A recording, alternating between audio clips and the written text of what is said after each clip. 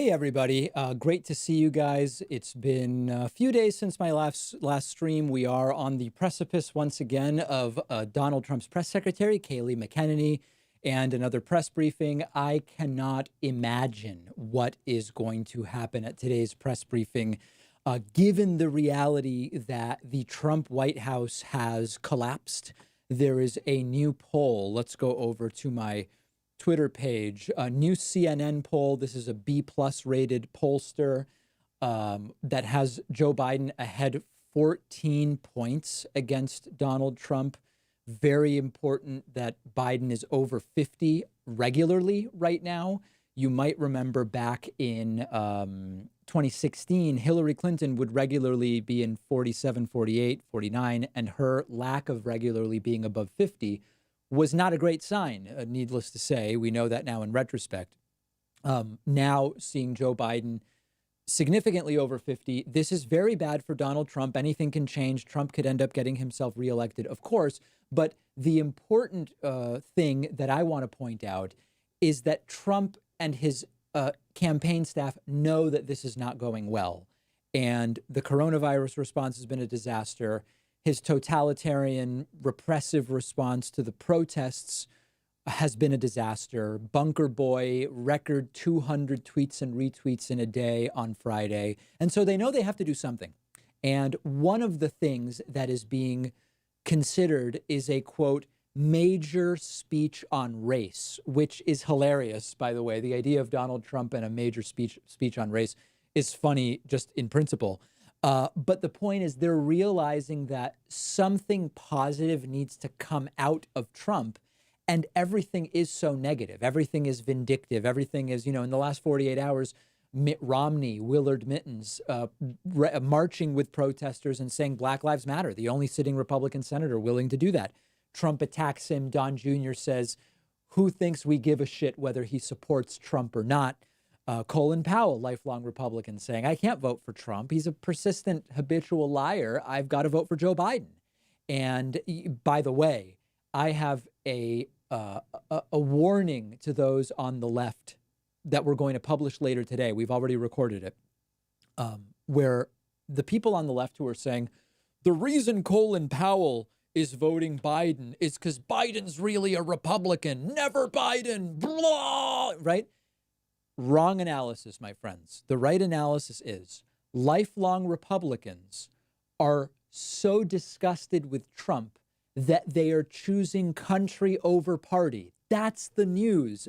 People who would never vote for a Democrat in any normal circumstance are voting for a Democrat in Biden who is to the left of Hillary Clinton, at least. Although, listen, Biden is no progressive. That's the news. They are saying, I'm abandoning my party because this is so bad. I'm deciding not on party lines, but based on what is best for the country. So, the people on the left who are going to say, Biden's a Republican. Of course, Colin Powell's voting for him. Okay, okay. Have fun with that one, my friends. Have fun with that one. Okay. We are standing by for Kayleigh McEnany at the top of the hour. We expect a short press briefing followed by few questions. Some of the questions may be nasty. I want to welcome everybody watching on Twitch. Thank you so much. We are going to be doing a lot more Twitch stuff upcoming. And I appreciate everybody watching there. And I do want to thank Todd Woodward as well as Ippy Prime for subscribing on Twitch. Love those Twitch subscriptions. Over on YouTube, super chats are starting to come in, and they will show up on the lower left of the screen as they come in. A couple of them are just not visible right now. Zachary Prakowski says first, along with a super chat. Thank you. And Ken Clive says, do you think there will be a new Labour Party emerging after the 2020 election, like the New Democrats in Canada? Let's see how the 2020 election goes first, and then we will then we will go from there. Because we haven't done this for a long time, I know a lot of people, thanks to that darn Steve for the Twitch Prime subscription and Jock Wolf. A lot of people are no longer talking about the coronavirus pandemic. I just recorded an interview with Neil Ferguson where he reminds us, by the way, that nothing has changed. This thing is still going on. And I do briefly want to look at the numbers. We now have over 7 million global confirmed coronavirus cases and over 400,000 deaths. We do have, as you can see here, the pandemic is building at a global level. It is still continuing to build at a global level in terms of cases. That is partially because of testing.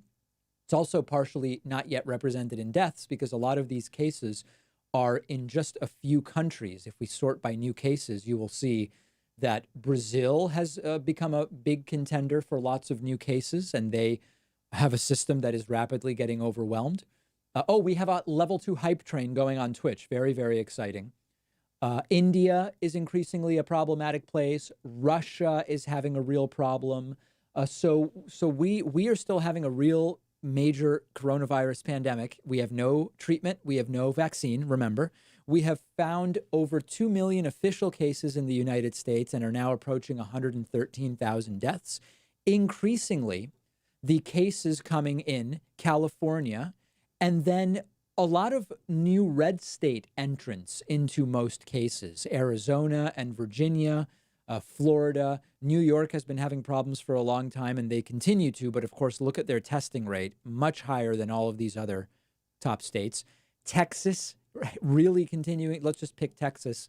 They were one of the places that reopened early, and they now have seen what is certainly not being past the peak. In fact, they had their largest number of new cases in a day just 3 days ago.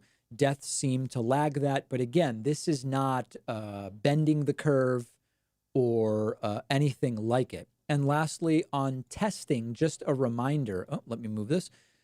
We finally have gotten to a couple of days with 500,000 tests. It's June. It is now June, okay? We should have been at 500,000 a day months ago. We need to get to 1 or 2 million a day to be safe. We are still not there.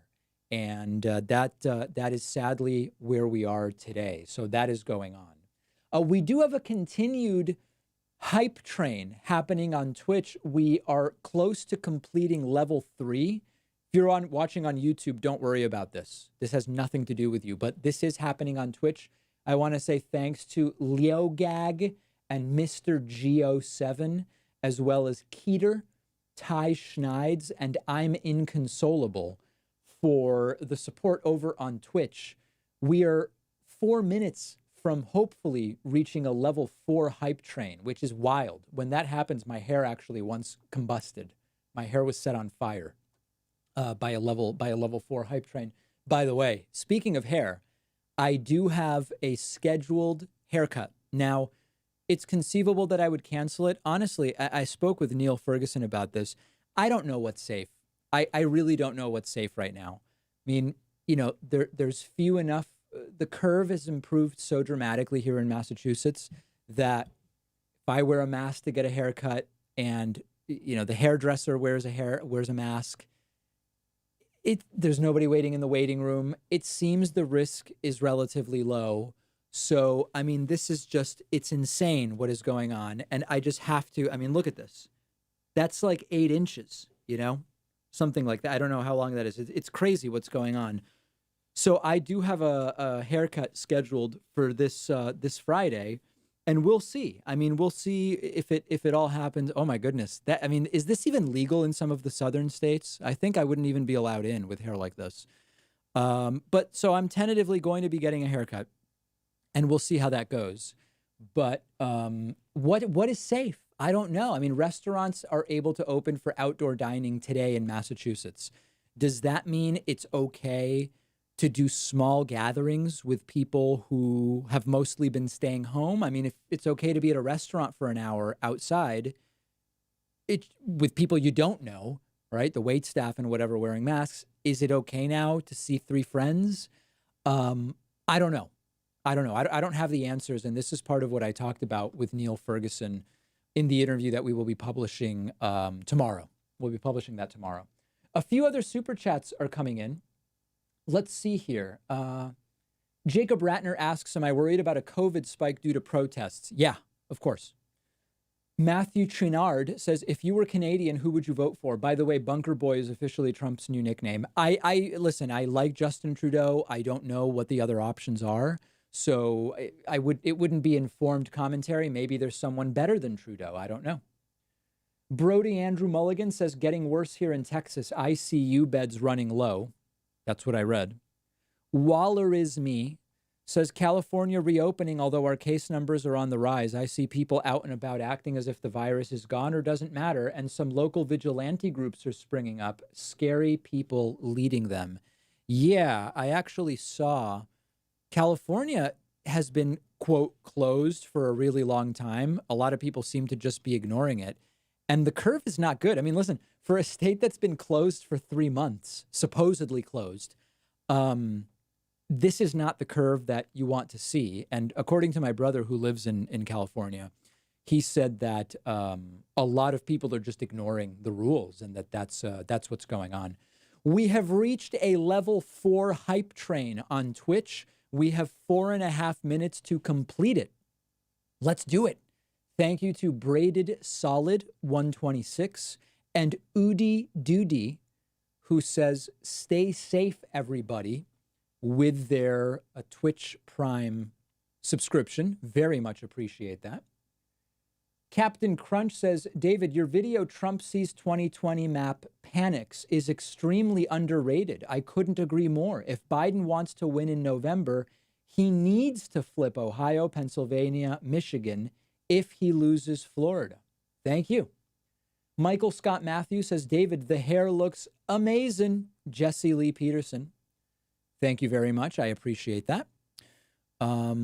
What else did I have? Oh, I had a couple other things on my Twitter account. By the way, if you're not following me on Twitter, what are you doing? By the way, here's a little inception. This is me watching my Twitter feed of me talking about my Twitter feed on Twitter while streaming in advance of subsequent streams, which you can imagine is very, very exciting. We have our Trump-Biden poll from earlier. What other things? Oh, check this out. This is Trump's advisor, Larry Kudlow. Sounds like a used car salesman. Check this out. This is wild. America is coming back. 3 million new jobs, lower unemployment rate, furloughed temporary layoffs, going back to work, green shoots popping up everywhere, stocks are soaring. Stonks. POTUS policies are working. Stay with the winners, Trump and Pence and me. The best is yet to come. Have you ever seen a bigger winner than Larry Kudlow? My goodness. Come on down. By the way, they'll also give you free rust proofing if you get the extended warranty, which is a really, really, really good deal. So there's that. Here's Willard Mittens marching. For you to be out here today. We need a voice against racism. We need many voices against racism and against brutality. We need to stand up and say that Black Lives Matter.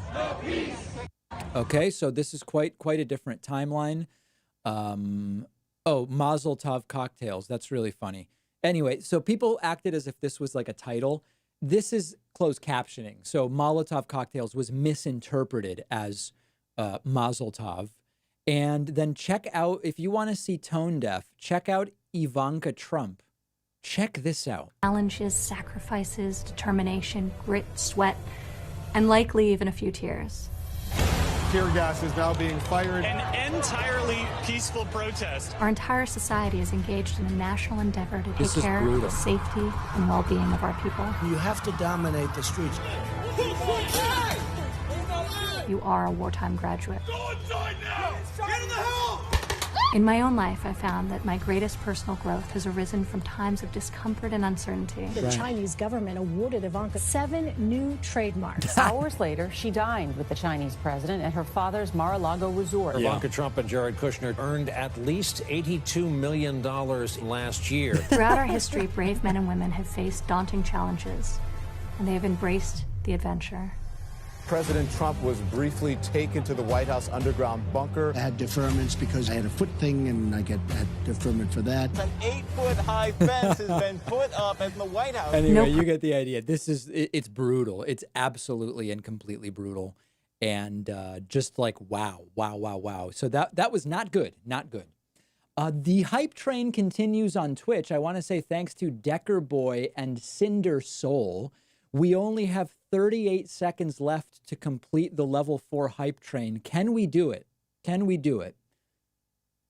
Oh boy, I don't think we actually can. People demanding a different hairstyle if we achieve level 4 hype train. Okay, I'll recomb my hair if people really want that. Boom, there it is. Okay, we did it. I love it when people say, no, you're not going to do it, and then we do it, thanks to I'm Inconsolable gifting 10 subscriptions. Okay, all right, let's see. I will do a little something different. We'll do a little bit of a Beatles thing. There we go. Makes it kind of hard to see, but I will try to do this for as long as I can read the super chats. Let's see here. Other super chats coming in. Hold on a second. Where are these? Economic numbers. Chance of removing Trump. Okay, G. Egan says, what is the chance of removing Trump pre-election? 0. It's 5 months away. You're not removing him before the election. We know what to do. Remove him in November. That's it. Devrod says, thoughts on economic numbers Friday. Do you think they are truthful? Thoughts on the report from an Italian doctor that COVID is losing its potency? Haven't seen the report. Have a clip coming out about the numbers already recorded. Charlie says, David, for us non-Twitch users, what the heck is a hype train? A hype train is basically just a counter that pops up on the screen. And as people get Twitch memberships, it fills up. That's really all it is. And sometimes people, they get fired up about it. And, that's what I actually can't see a damn thing with my hair like this. So I'm just going to have to. There we go. That's better. Stephanie Myers says, I love the Kayleigh McEnany is driving me crazy look. Yeah. Merchwear Ireland says, you look like a troll doll from the 90s. Carmen Edwards says, this moment and time is a reminder when the Republican and Democrat switched sides during Civil War. I'm not exactly sure I understand that one. Okoyo Madrid sent a super chat, but then issued a retraction. Matthias Germany says, what's your first drink after Trump loses? I guess I'd, make a nice vodka soda. Corey Keene says, here in the USA, it seems so chaotic. This concept of two parties going back and forth, so much propaganda. This is how it is in other civilized countries. Sadly, that is how it is here. And it is ugly. Azim Abu Khalil says, in regards to those who are critical of the BLM movement, specifically their purported narratives, views, initiatives, what do you make of people like Coleman Hughes, John McWhorter, and Glenn Lowry? I'm only a little familiar with what they say, and I don't know enough about their views to really comment. Janelle asks whether I would rock a man bun. I did on a stream 2 weeks ago, so now I could more than easily do it, but I am getting a haircut on Friday. So, well, here's what I'll do. I will offer up one final man bun if we get to 25 members today. I will do it I'm sure there'll be a stream tomorrow or Wednesday. This may be the last opportunity before the haircut happens. And speaking of new members, I want to say thanks to Annie Furrow, who's new member number 1 on my website, and Aaron Dang, who is new member number 2 on my website. You can subscribe at joinpacman.com, a beautiful website. It's a perfect website, I would even say. Marika L says, I don't care about hair, but glad you took a machete to the beard jungle. Oh, boy. Matt Chavez says, Tucson made recording police illegal. First Amendment violation? I did not hear about that. I'm going to look into that. Daniel Dock has subscribed on YouTube. So has Kevin Dunham. Trevor says, love your show, David. Just want to remind everyone that if they participate in the protests, get a COVID test ASAP. I agree. You've got to do it. The protests will spread the virus. The question is how much, and can we quickly trace and isolate? But yes, absolutely. Thank you to Godson58 for the Twitch Prime subscription. I'm Inconsolable has now gifted 311 subscriptions on Twitch. 311. Grew up listening to 311. In fact, 311's bassist, Peanut, is a big David Pakman Show fan. in that he follows me on Twitter. That's all. But no, 311's a great band. And of course, that has nothing to do with I'm Inconsolable, but I'm Inconsolable incredibly has gifted 311 subscriptions, which is unbelievable. Okay. Devrod says, I am afraid Trump will use videos of Biden touching kids' faces and waists against him. How should Biden counter this? Can he? Biden should just keep doing what he's doing. He's up 14 in the latest CNN poll. Derek Cunningham says, what constitutional crisis would happen if Trump gets elected and says, I don't rather than I do regarding the oath of office? I've never heard anyone ask or comment on this. Never going to happen. Don't even think about it. Not going to happen. Seth Barham says, hey, David, my clippers are arriving today. You can get a haircut in North Carolina, but I still think it's risky, even though people are living as if COVID is gone. So there's another perspective, so to speak, on the haircut situation.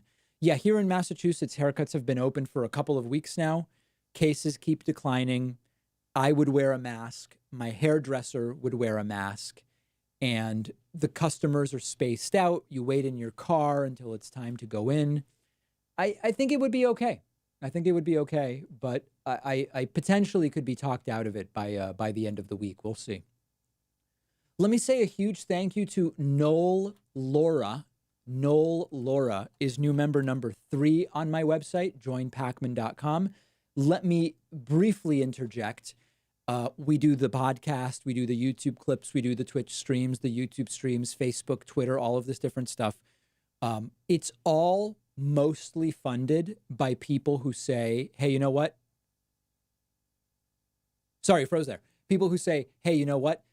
Just go to joinpacman.com and get yourself a membership. It's really cheap. It's the #1 way to support the show. You will fill up this bar. And if we get to 25 website members, my next stream, I will bring back the man bun. Last opportunity, because Friday I'm getting a haircut. People wondering about my strawberry video. It's probably happening today or tomorrow. I have out in my garden, I have a strawberry plant with 1 ripe strawberry. It's the first year for this plant. My plan is I'm going to pick the strawberry, pick 1 mint leaf, and with a fork and huge chef's knife, have a meal of a single backyard grown strawberry with mint. That's the idea. And I may be filming that. The strawberry is almost at peak ripeness, so I may be filming that today or tomorrow. And it's going to be a beautiful thing. But as far as the memberships go, 2020 now, coupon code, you save 66%. Everybody loves it. We have a huge party every time somebody gets a membership. It's only a couple bucks a month. If you pay for the year, it's only $1.80 a month. If you can't afford that, don't do it. I mean, literally, I don't want your last dollar. But if you are somebody who is doing okay financially and $1.80 or $2 a month works for you, we really do appreciate your support. We are independently funded. The primary funding source is folks who sign up, and everybody will get a thank you. Let's see here. Where did I leave off? Okay, Okoyo Madrid says, had some incorrect vocabulary. I took a mental health break recently. It's good to be back to see your show. Stay awesome. I'm a super fan. Keep it up. Thank you. I appreciate that. Cyrus Palmer, or Cyrus Palmer, says, Kayleigh is looking super orange, probably trying to normalize Trump's ludicrous spray tans.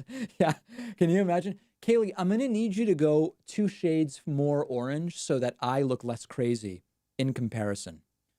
Arun Mehta says, did you see the statue being toppled in Bristol, UK? I did not. If it happened over the weekend, I mostly took the weekend off from politics.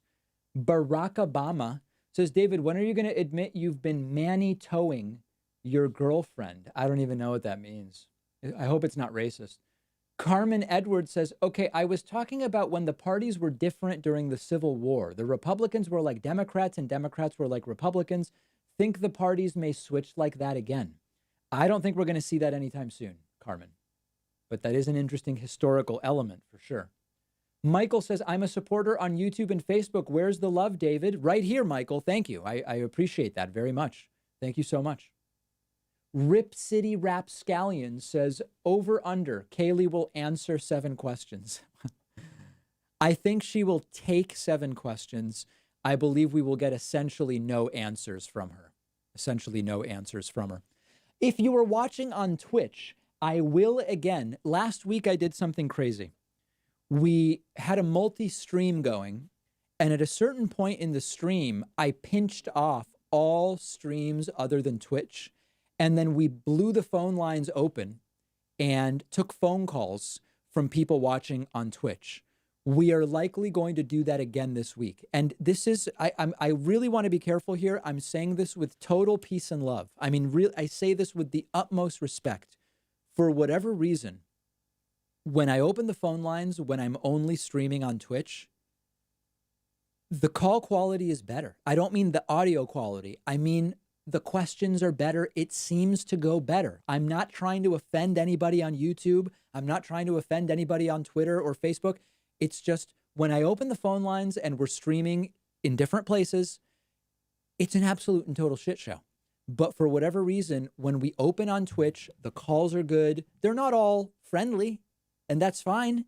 But I don't know why it is. So this is why again, this week, I may do another nighttime stream, maybe tomorrow or Wednesday. And then at a certain point in time, we'll pinch off all non-Twitch streams and we will open the phone lines. And I think it's going to be, it's really the vanguard of progressive politics, I would say. Okay, there are people saying that this is close to starting. Let me refresh here. See what we've got. Yeah, the stream hasn't been auto-starting, which is weird. Oh, okay. All right, very good. We're getting very, very close. Let's see what's happening. Oh, and we're in the room on the White House stream as well. Beautiful. So we'll turn the sound up. Good. So we are standing by. Okay, so anyway, the point is, no matter where you're watching, make sure you're at least following me at twitch.tv/David Pakman, and then you will be notified when the phone calls happen. Let's see who else is signing up over on my website. Stephen Way has made a Patreon pledge. I'm going to count it. I'm going to count it as supporter number 4 today. Kay Rizal has signed up on my website and is supporter number 5. Nicola Vran is new member number 6 today. Whoa, that was weird. Kat Jan is new member number 7. I also want to say thank you to Lisa Tharp, who is new member number 8. Thank you, Lisa. And Amber Fraley is new member number 9. Thank you, Amber. Very much appreciate that. A lot of people taking advantage of that coupon code right above my head, which saves you 66%. It's stunning. It's absolutely stunning.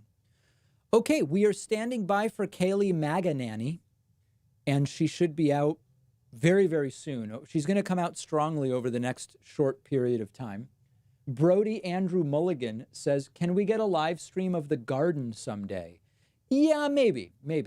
We'll look into that. We're looking at it. Captain Flank says, went from melon to salamander in terms of orange.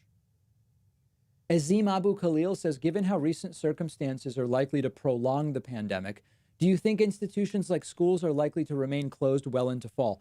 I believe that you will see schools open in the fall, but that it may, they may then end up having to close again. Oh, that was weird. Maybe that's actually an idea.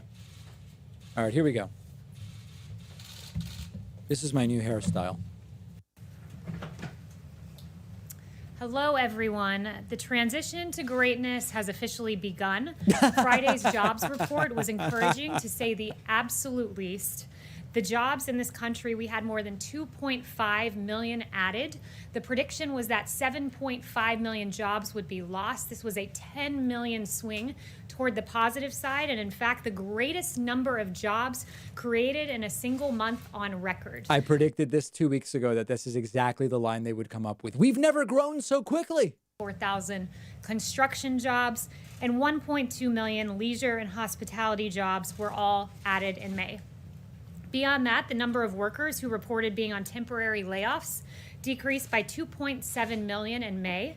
And more than that, and this was a great number that was pointed out to me today by the CEA, 300,000 jobs were created for Black Americans in particular. Yeah, their unemployment rate went That's up. in May, and that was a 1.7% increase, so very encouraging numbers there from the CEA that they highlighted for me, BLS numbers that they highlighted. May's jump in average weekly hours also is an encouraging sign, because increasing hours is a sign that employers need to hire more workers to meet demand. For all private sector employees, average weekly hours increased by 0.5% to 34.7 hours, the highest level since the series began in 2006. 73% of small businesses are open. That is up from the 52% right before the April jobs report reference period. Also, workplace visits are up roughly 40% from its pandemic. Understand that a lot of businesses are now marginally open because they've lost unemployment protections, and they are not making money that actually keeps them sustainable. Important to understand that. And President Trump, the jobs president who created the hottest economy in modern history once and will do it again. Oh my God. Also, commentators and economists have noted how great this jobs report was. Yesterday, we saw Mohamed El-Arian, the chief economic advisor at Allianz, say this will go down in history as the biggest positive data shock for the markets and the economy, and you saw how surprised the markets were. They surged on Friday, capping a strong week with the NASDAQ closing at a record high. He said it was also very surprising to the economists. Not a single one thought that we would create jobs. Everybody expected the unemployment rate would go up. It did not. Also, senior economic correspondent Understand that the real unemployment rate was in a footnote in that report. I've got a story coming out about it in a couple hours, so I won't, do the story now. Reporters, obviously the president signed that into law and has been a big cheerleader of the PPP. Typical economists missed it by 10 million, as I noted at the top of the briefing. 10 million. That's bigger than the entire state of Michigan nearly, and that's how much economists were off. Fact check, economists predicted a 20% unemployment peak, and indeed the real number last month was 19.7. Who ushered in the hottest economy in modern history, record low unemployment for Black Americans, for Hispanic Americans, for the disabled, for our veterans. Paychecks were beginning to rise under the President Donald Trump economy.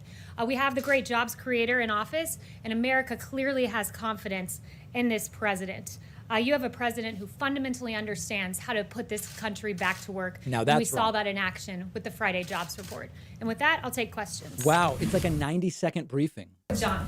Kayleigh, what's the president's thinking on this growing movement to either defund or dismantle police forces across the country, and what reforms does the president think would be appropriate in the wake of the George Floyd killing?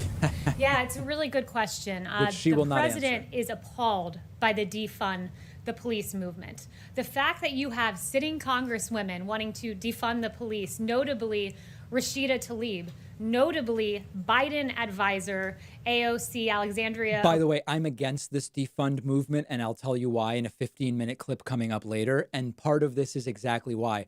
This even being a story is bad for Democrats, and I'll explain it all later. Gone far, and they couldn't possibly go farther, because we all remember the defund ICE movement. They want to defund immigration ICE, and custom enforcement, and now they want to defund the police. This is extraordinary. This is rolling back the protective layers that protect Americans in their homes and in their places of business. He's appalled by it, and it's remarkable to hear this coming from today's Democrat Party. As for solutions, he's talking through a number of proposals, no announcements on that, but he definitely, as he's noted, recognizes the horrid injustice done to George Floyd and is taking a look at various proposals. Does the president agree with any of the mayors across the country who are saying, I think we could take some of the money from policing and put it toward other programs that could be effective in community development, which could lead to the potential for a lesser need for policing? Well, let's be clear. If the mayor of LA wants to defund police, take money away from police,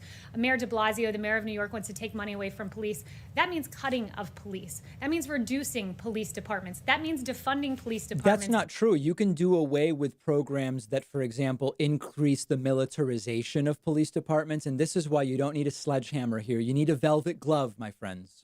Does the president feel that there is systemic racism in law enforcement? The president's been very clear there are injustices in society. I've noted several for you that he's pointed out as a Republican primary candidate, noting the Sandra Bland video was absolutely horrible. Noting George Floyd, there's a civil rights investigation into that. He definitely believes there are instances of racism, but look, he believes our law enforcement are the best in the world. He believes that by and large they are good people. The 750 who were injured defending this country from rioters and Antifa in the streets, as to be distinguished from the peaceful protesters, those 750 officers who were hurt defending our country were heroes, as was David Dorn, a police officer who lost his life, and Patrick Underwood, who also lost his life in the last week or so. Not an answer. He doesn't think that there is systemic racism at law. He believes most of our police officers are good, Not an hardworking answer. people, and there's a lot of evidence of that, and he has great faith in our police department. Not an Okay, answer. well, my second question, does he still believe that NFL players who kneel as a form of protest against police brutality should be fired?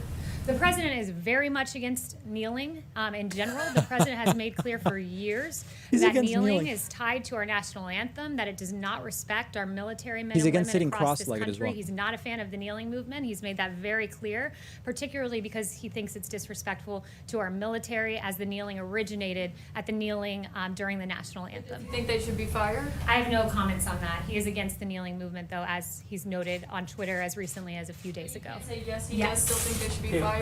I have no information on that, and I have not talked to him about that. Is there anything in the Democrats' Policing Act that the administration supports? Yeah, that legislation, first of all, the text of it hasn't even been given to us. I've not talked with the president about that yet. He hasn't reviewed it yet. He's looking at a number of proposals, but there are some non-starters in there, I would say, particularly. They should just keep asking questions about Trump in different positions. Like, does the president find the term sitting Indian style offensive, or does he not find that offensive? Just make all the questions about sitting. Which is not advisable. So he hasn't reviewed the legislation, but AG Barr, as a member of the administration, noted this prior to the proposal coming out. Does the administration support the banning of the use of chokeholds? Look, the president, again, hasn't reviewed this piece of legislation. The president is looking at what's a state issue, what's a federal issue right now. He's currently reviewing proposals, actually, on this very topic about police reform. So I'll leave it to him and not get ahead of him on that. But it's certainly Trump's sitting somewhere right now reading through thick binders with proposals. Can you imagine? Action with an individual. But 2 weeks after all of this civil unrest, why does the White House not have a plan? The president said on Friday that his plan for combating racism is a strong economy. How does that work?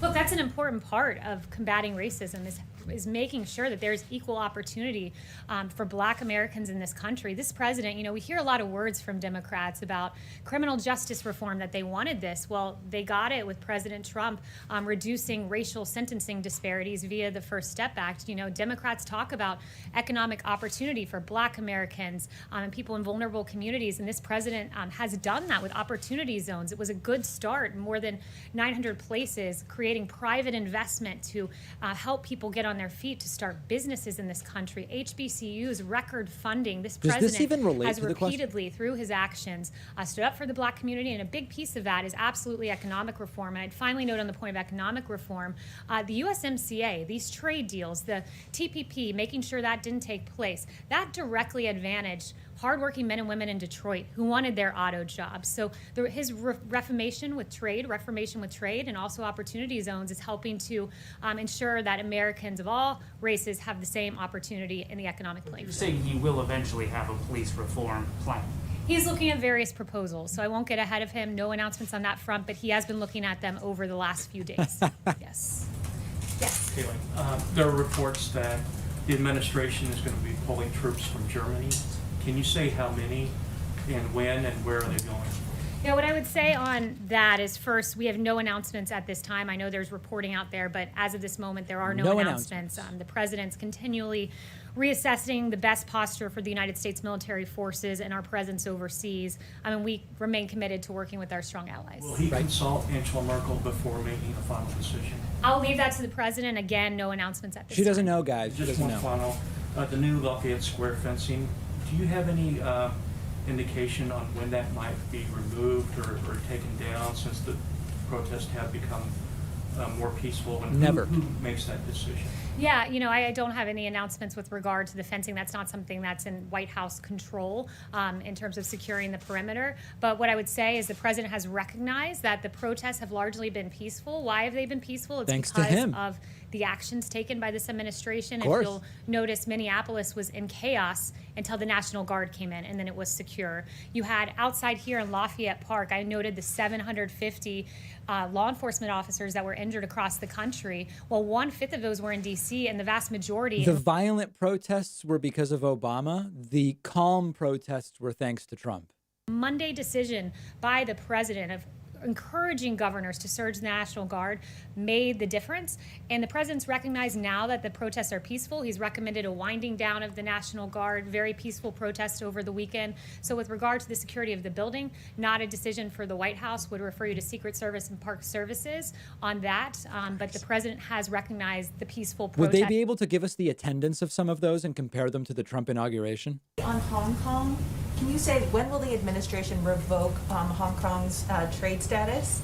And also, do you think that that move will be the only thing the administration does? Is there something else planned? And do you think that China will listen? Are you seeing any signs of China relenting on Hong Kong? Yeah, we haven't seen any updates from China thus far. No announcements with regard to the timing of that, but the president has been very clear that China has replaced its promise of one country, two systems with one country, one system, which is what led the administration to make the announcement that it would begin eliminating policy exemptions that were given to Hong Kong, the special treatment that they once had. Right. Kayleigh? Yes, Steve. Is there any, a week after what we saw in Lafayette Park last Monday night, are there any people here in this building who believe that, or does the president believe that perhaps things went the way they shouldn't have gone? Is there any regret on the part of the president or anyone here about how people were treated, people who were peacefully protesting, and how they were rushed out so violently? No, there's no regrets on the part of this White House. No regret. Because, look, I'd note that many of those decisions were not made here within the White House. It was A.G. Barr who made the decision to move the perimeter Monday night. We don't regret it because we didn't do anything. Anything that happened had nothing to do with us. In Lafayette Square. And when, before these protesters were moved by Park Police and they issued that tactical order, there were 3 loud warnings. And as I believe it was A.G. Barr on Face the Nation noted, that some of those protesters moved back and adhered to the warning, but others of those protesters started hurling objects. And that was unacceptable. And Park Police acted as they felt they needed to at that time in response. Right. And we stand by those actions. The country and the world saw this violent clash between people who were otherwise peacefully protesting, but really the president is not sorry for the way things went? No, the president is sorry about the fact that Antifa wreaked havoc in our streets and the failure of some members of the media to note that. That's since been widely debunked by the FBI Washington field office. We're supposed to be peaceful. Well, I'd point him to the First Amendment where it says that you have the right to, quote, peaceably assemble. He should go back and read the now they care about the First Amendment. Oh, okay, all right. Lemon saying that rioting is a mechanism to restructure our country, burning down St. John's, using a pick to literally like carve out, as we saw in that. Wait a second. A church was burned down? What is that? Did I miss that? That a church was burned down? The actions of the rioters were not in keeping with the First Amendment. And I think the media needs to recognize there's a discernment between the peaceful protesters, many of whom I've seen, and the rioters. And yes, America will act against rioters. And yes, under President Trump, he will not allow burning buildings, 150 federal buildings to be defaced, and 750 law enforcement officers to be injured in our country. Can I ask you one more about the president? Yes, Ryan. I like the blue suit. Thank That's you. a really snazzy look. Yeah. Just to follow up on that, you do know that the burning of St. John's happened on Sunday nights, and a lot of the violence that you were talking about, that happened on Sunday night. What he was asking about was Monday, when, as anyone who was down there knows, it was almost exclusively peaceful, especially in the moments before the chemical munitions were used on those protesters.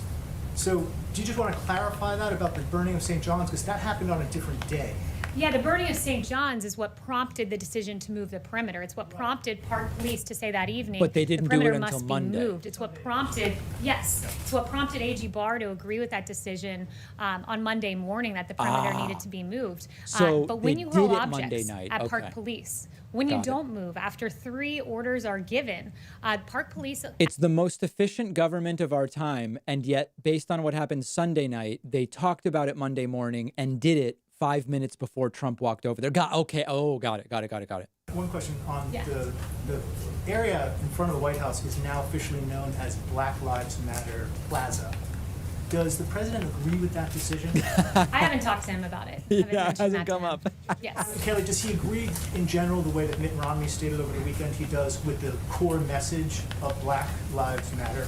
Yeah, Mitt Romney can say 3 words outside on Pennsylvania Avenue, but I would note this, that President Trump won 8% of the black vote. Mitt Romney won 2% of the black vote. I believe President Trump. He's bragging about having 8% of the black vote. Oh my God. Romney has a lot of words. Notably, he said that 47% of the nation is dependent upon government, believes they are victims, believes that the government has a responsibility to care for them. Those were Mitt Romney's words not too long ago. Right. The president takes great offense to those words. Oh, yeah. That's not America. No. Guess what America is? It's when given opportunity via a Trump opportunity Question is zone, Black Lives Matter. belief that Americans of all races can rise to the occasion and achieve, belief in HBCUs and giving record funding to HBCUs, because we need to enable education in our country and school choice. Those kind of actions on the part of the president. Running against a black president, Romney didn't get as much of the black vote as Trump did. Oh, okay.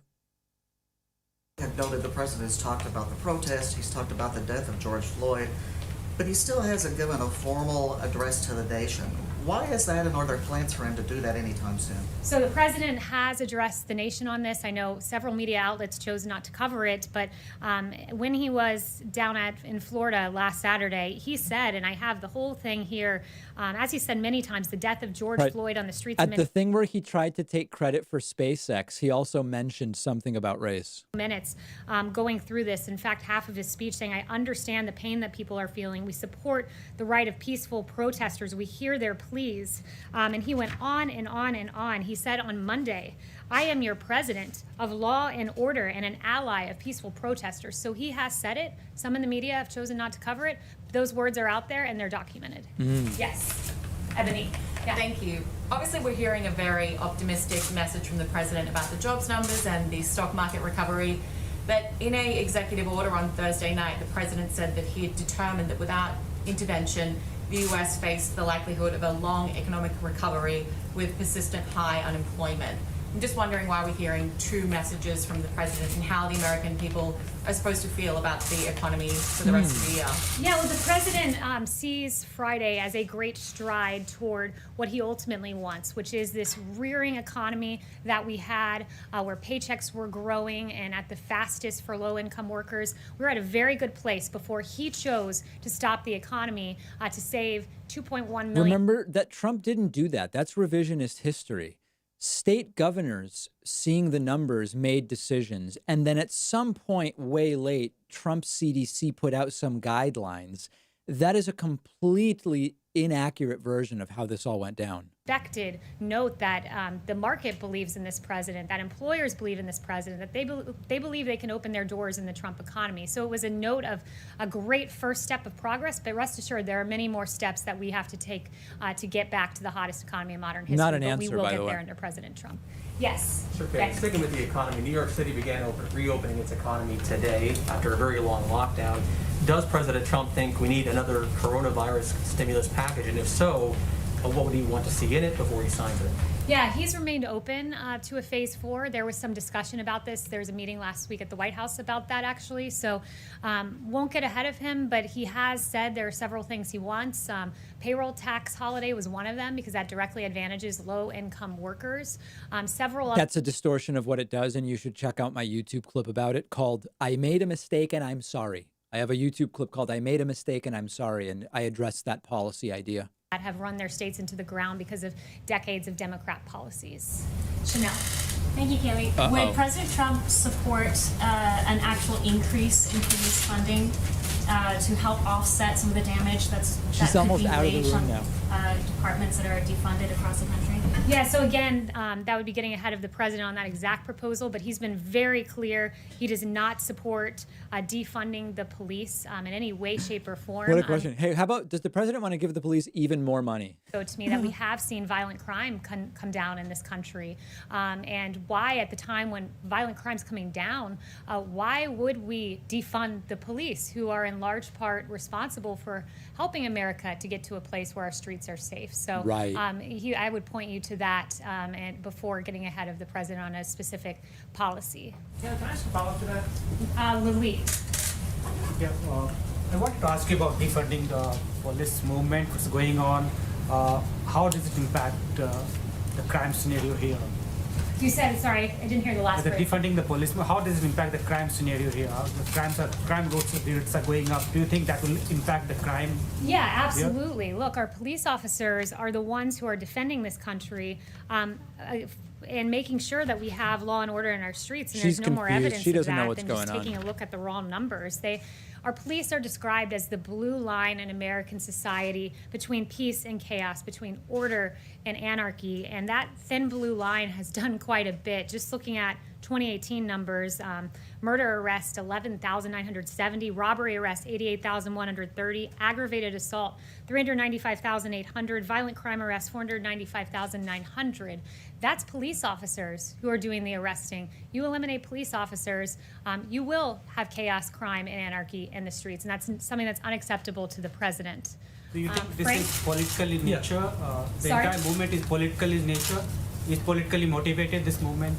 This movement, what the president believes is, look, when you look at, I would just take at their own words, Black Lives Matter DC, and Black Lives Matter DC said Black Lives Matter means defund the police. So if that's what the movement means, of course the president stands against defunding the police.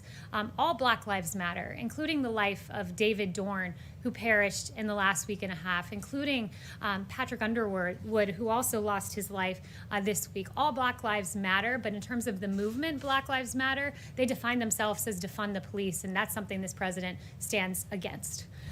Frank. Yes. Blacks are disproportionately arrested and disproportionately incarcerated in this country, and when they return to society, they are often denied the right to vote, sometimes for the rest of their lives. Is the president concerned about this disparity, and does the president favor restoring the rights of all those who complete their sentences so that they can participate in the 2020 election? So I haven't spoken to him on that issue specifically, but what I would note is your question does edge on The last thing Trump wants is more people voting. So the answer is no. wrongfully incarcerated, that we need to address that situation. And the president has, with the First Step Act, a great piece of legislation that says pregnant women can't be shackled when they're having their baby in jail. These are basic, common sense, human decency reforms that the president put in place. The sentencing disparities that are at play because of the Violent Crime Control and Law Enforcement Act of 1994, that crime bill, which has been derided, and rightfully so, by civil rights leaders. This president helped in part to rectify that. And I'd note that the First Step Act, the beneficiaries, more than 90% have been Black Americans. So this is a president who's always stood on the side of justice, but I have not spoken to him about that specifically. Right. Is there anyone could who you I ask him haven't about- gotten to? Could you ask him about that? Emily. Thank you. I'd like to ask a question on behalf of myself and then one from a colleague who couldn't be here. Sure. So many complaints were made against Derek Chauvin prior to the death of George Floyd. And I was wondering if President Trump believes that disciplinary records and complaints against police, as well as police personnel files, should be accessible to the public. States have differing laws on this, but should there be a minimum national standard on police I proposed this transparency last with week. respect to these complaints and records? Yes, it's a good question, but again, it would get to what the president's going to propose going forward, so I won't address that or get ahead of that. But the particular incidents you referenced of George Floyd, it was egregious, and that needs to be looked at and is being looked at, not just at the state level, but at the level of the DOJ as well. Thank you. And from a colleague, does President Trump urge Prince Andrew to comply with his Department of Justice's request for an interview in the case against Jeffrey Epstein? I haven't spoken to him about that, so I would not Couldn't get ahead of him say. on that. John. Kayleigh, a couple of questions on coronavirus, if I could. Is there any thought being given to returning to, if not a daily coronavirus briefing, frequent coronavirus briefings? And No. on the reopenings, the president said some weeks back that he would continue to monitor the situation, and that if any states were doing things that he didn't think were appropriate, he would step in to intervene. Has the president, in any of these reopenings, particularly as coronavirus cases are increasing, which could be due in part due to increased testing, is he seeing anything that gives him concern? So I would note this first. Dr. Burke sent me some new information before coming out here that new cases have stabilized, and many of the new cases are being identified through proactive monitoring and finding asymptomatic cases. Today, we saw the lowest new mortality report since the end of March, less than 500, and testing continues to expand with over 20 million done and more than 6% of Americans being tested, and in 7 states, nearly 10% of the population. So we are heading in a positive direction, even as we begin to safely reopen. But again, has the president seen anything that And the question is, are there going to be press briefings? That was part one of the question. Encouraging signs put forward by Dr. Birx. He's seen the country safely reopen. And I would also just note some of the media contradictions here, certainly not referring to you specifically, John, but just a little more broadly, that there isn't an outcry about social distancing among the protests. And I mean, I saw one network with footage of the Ozarks and complaining about social distancing. Now, serious leftists like me have been pointing out that the virus doesn't discriminate at protests in terms of why you're doing it. Obviously, if there are more masks, that's good. But no, this is just a BS narrative. That I really wanted to get in, should have weaved it in earlier, but I think it's important. It's just there's so much focus on our police officers right now. There are absolute cases of injustices. Our heart breaks for those cases, but I just want to note some of the great things our police have done last year alone. In Alaska, retired cop Kim This Castro doesn't have anything to jumped do in with freezing anything. water to help victims to safety after a plane crash. In Idaho, a woman said, "He saved my son's life," commenting on a cop who... The problem isn't that most most cops are doing a great job, and that's why you can easily find stories. It doesn't deal with the problems. For intervening in an active Someone got shooting. somebody water in Alaska. Oh, okay. All right. Thwarted a mass shooting. In Ohio, police took down a mass shooter at a bar. In Wisconsin, a terminally ill girl was visited by 40 officers and canines. In New York, Officers Bies and Officer Roman of the NYPD responded to an incident involving a homeless man.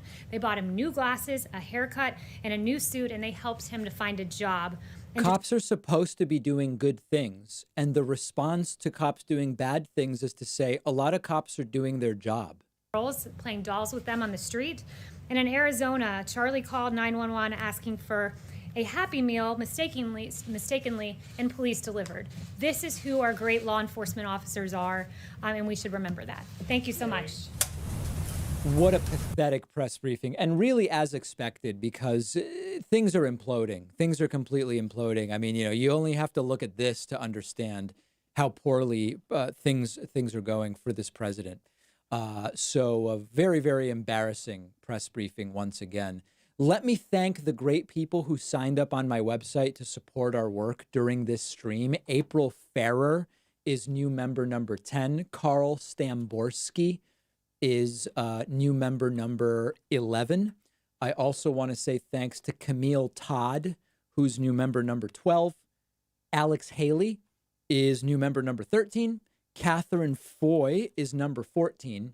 Also a big thank you to Al Kahar, who is new member number 15, and also, why not, Alex Haley supporting on Patreon, and we're going to count that as well as number 16. Really, really appreciate everybody's support of the stream. Sorry I was not able to get to every super chat. We will have another stream again very, very soon, including a nighttime stream this week, during which I will take your phone calls. I will see you then.